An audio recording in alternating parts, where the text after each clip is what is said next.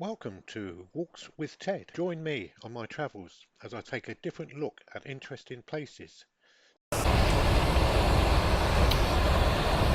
Well, we're sitting here. We've just finished our walk around the tidal basin and we've made our way over to the World War II memorial, which is, well, quite large, let's put it that way. There's a water feature in the middle with fountains.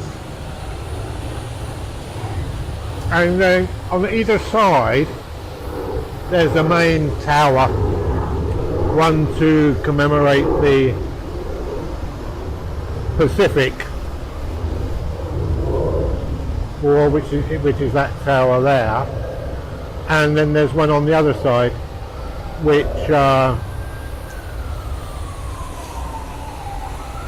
commemorates the war in the Atlantic, which is there.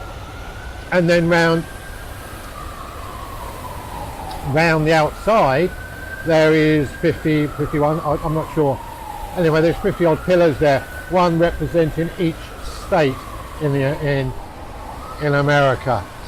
They're positioned all the way round the outside of the memorial. I don't know if you can see them there. It's a very peaceful one, this one, because it is so large. And a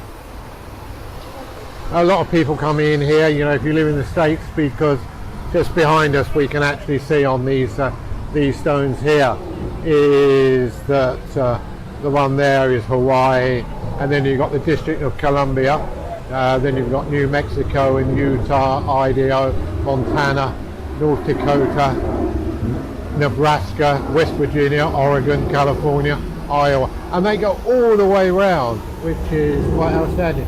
But there is a tradition here, and I'll take you over to the side, as a mark of respect to the soldiers, is that it's okay to dangle your feet in the water, which every other fountain in Washington DC, they say don't go in the water, keep out of the water, no paddling allowed, don't do this. But this one, they like you to actually dangle your feet in the water. So that's what we've got to do, haven't we? Dangle our feet in the water.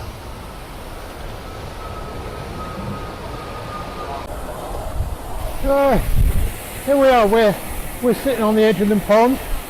Yeah, and believe it or not, yes, I did dangle my feet in the water. And it's quite refreshing, actually. Yeah, it's not very deep and it's not very cold, but at least we did it, didn't we, eh? As a mark of respect, apparently, you have to dangle your feet in the water. Well, here it says, here we mark the price of freedom. And freedom is marked here on this wall. Every one of these little stars represents 100 men that were killed in the Second World War.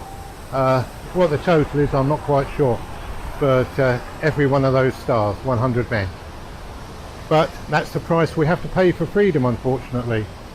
And then if we turn all the way around the memorial, then we look down to the monument, which is there, and we go all the way around. Yes, quite moving, this one.